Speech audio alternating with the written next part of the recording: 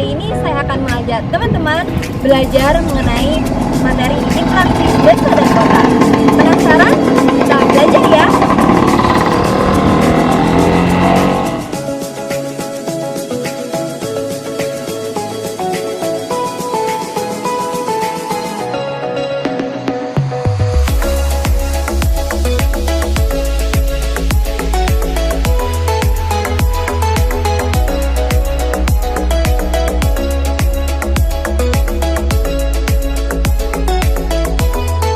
Berdasarkan cuplikan video tersebut, desa sering diartikan sebagai wilayah yang letaknya jauh dari keramaian kota.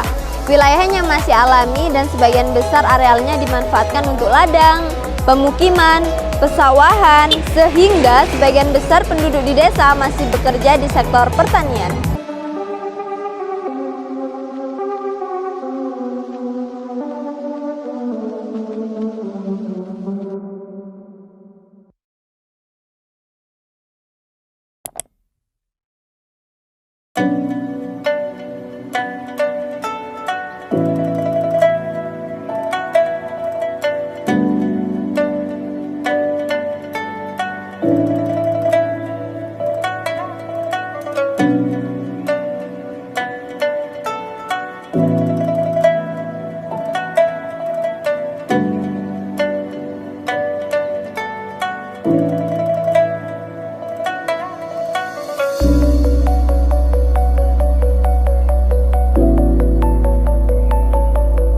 Contoh dari desa yaitu Desa Gunung Sari yang terletak di Kecamatan Bumiaji, Kota Batu.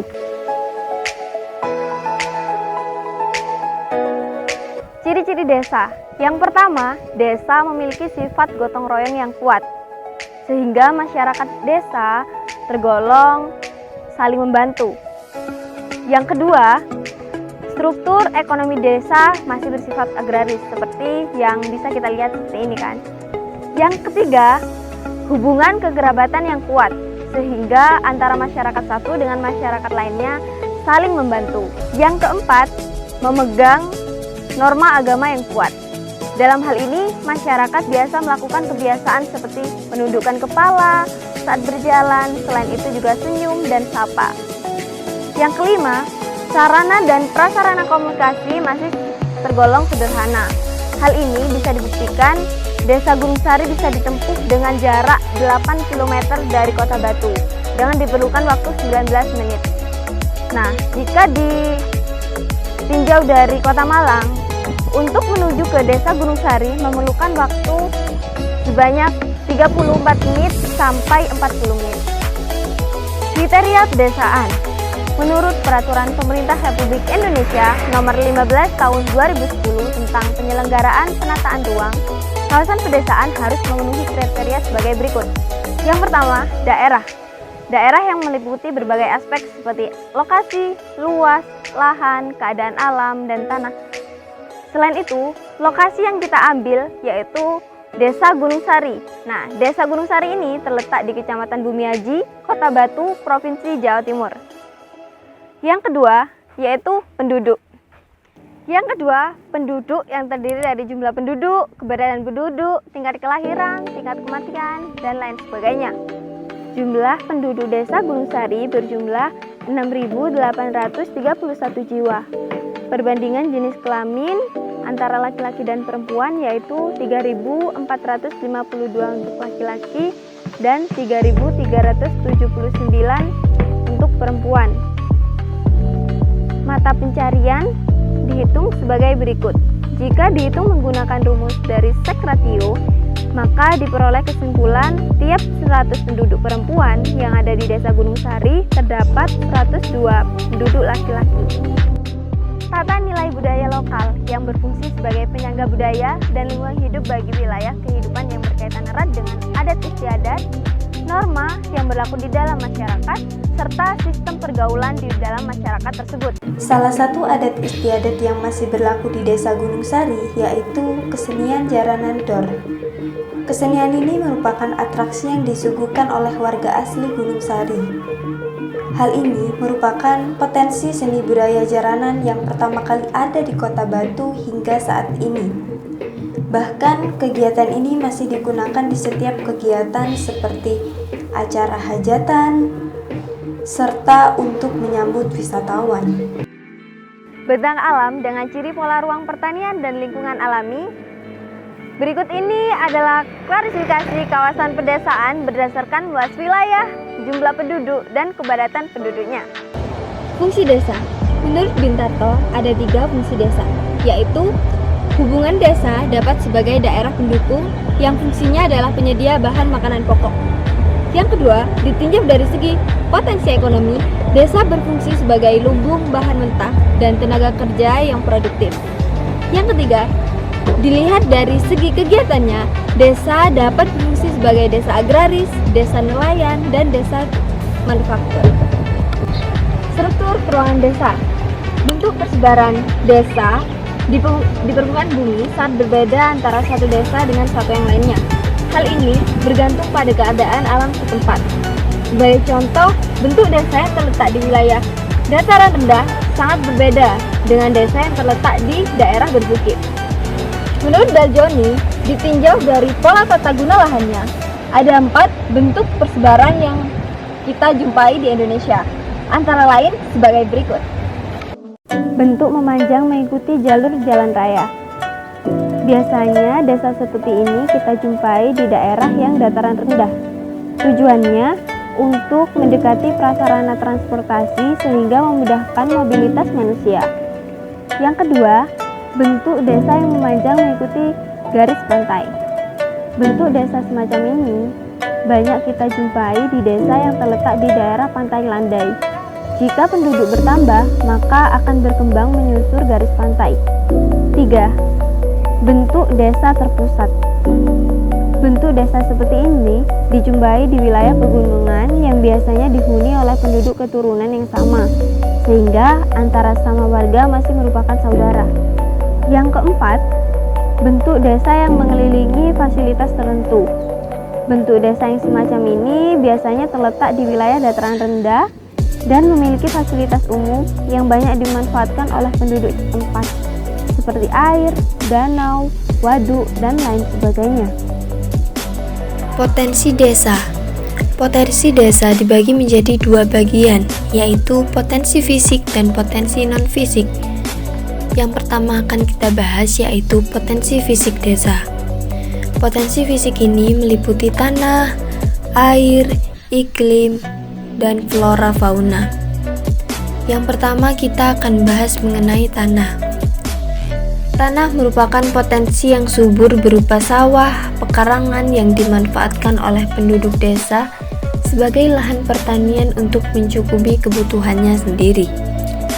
Nantinya, hasil pertanian juga dapat memungkinkan dapat dijual ke kota. Melimpahnya sumber air dapat dimanfaatkan untuk keperluan irigasi dan industri air minum yang mengandung mineral. Contoh dari pemanfaatan ini bisa untuk dijadikan mengaliri pesawahan maupun ternak warga. Iklim mempengaruhi aktivitas penduduk desa yang pada umumnya bermata pencarian sebagai petani. Jenis tanaman sangat bergantung pada iklim. Iklim di sini seperti dingin, sejuk, dan curah hujan yang cukup. Hal ini dapat mendukung masyarakat desa dalam meningkatkan hasil pertanian. Selain itu, juga akan mempengaruhi kemajuan desa tersebut. Selanjutnya, kita akan membahas mengenai flora dan fauna. Tersedianya flora yang ada di desa ini dapat dijadikan sebagai makanan pokok, baik untuk memenuhi kebutuhan masyarakat maupun dijual di kota. Adapun potensi fauna yang ada di desa ini seperti halnya hewan ternak, daging, telur, dan susu. Nah, sekarang saya sedang memegang sapi untuk dapat dibesarkan serta nantinya dirawat untuk dapat dijadikan sapi perah. Hasil pertanian dan peternakan ini dapat menarik penduduk lain untuk dapat melakukan transaksi jual beli.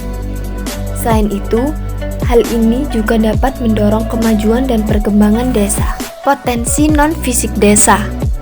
Potensi non-fisik ini dapat meliputi masyarakat desa, lembaga sosial desa, maupun aparatur dan pamong desa.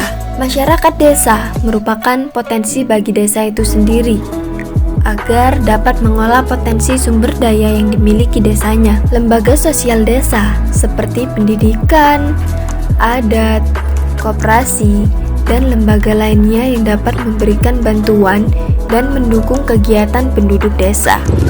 Nah, berikut ini adalah salah satu sekolah dasar yang terdapat di Desa Gunung Sari.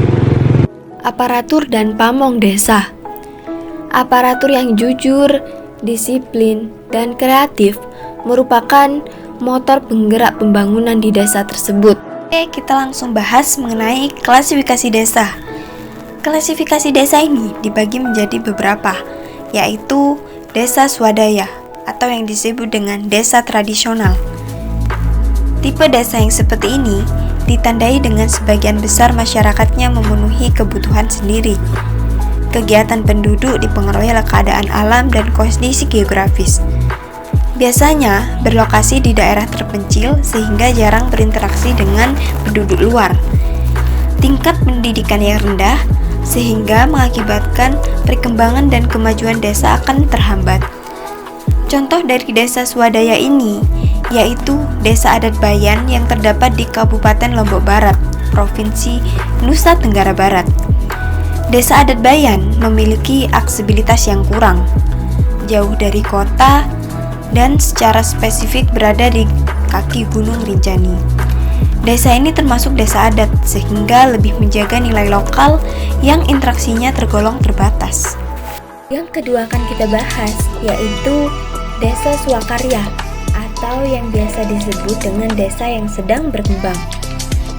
Desa swakarya ditandai dengan adanya perubahan untuk memanfaatkan dan mengembangkan potensi yang ada di desa, sehingga mampu menjual hasilnya ke daerah lain.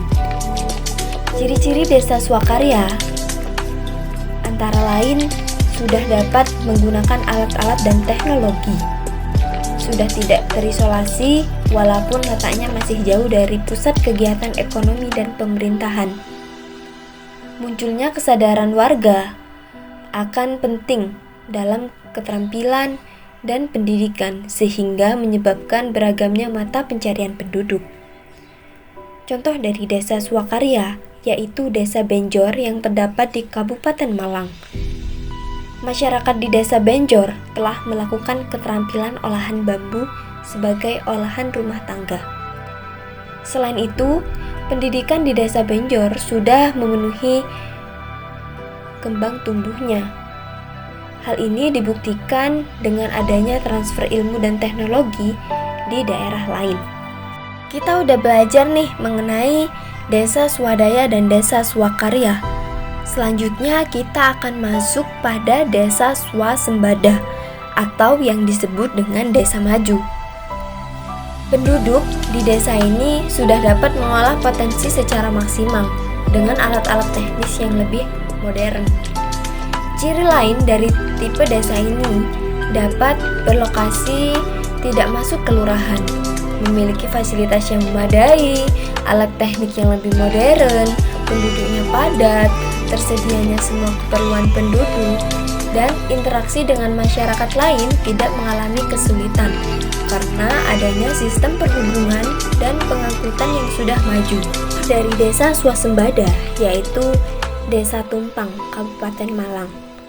Nah, di sini sudah memenuhi komoditas utama padi, salah satu penyumbang suplai beras ke Kota Malang, serta memiliki aksesibilitas yang sudah cukup baik. Bagaimana? Apa teman-teman sudah paham? Jangan lupa terus belajar ya. Semoga ilmu ini dapat bermanfaat bagi teman-teman sekalian. Sekian dari saya. Assalamualaikum warahmatullahi wabarakatuh. Bye-bye.